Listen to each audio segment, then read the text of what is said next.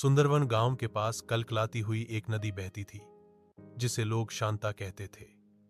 गांव वाले उसका पानी पीते और खेतों की सिंचाई करते थे।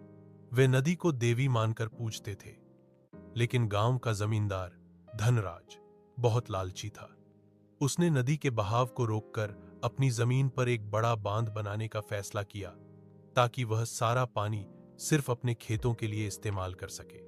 गांव वालों ने उसे बहुत समझाया कि यह अनर्थ होगा, लेकिन उसने किसी की नहीं सुनी।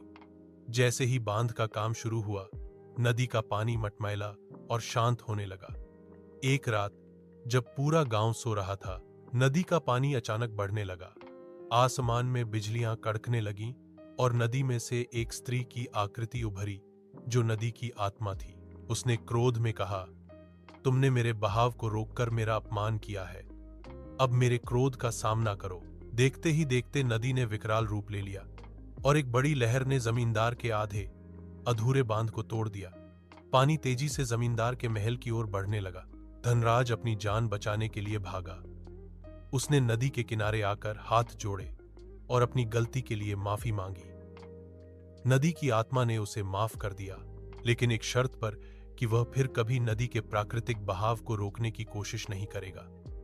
उस दिन के बाद धनराज सुधर गया और गांव वालों के साथ मिलकर नदी की सेवा करने लगा।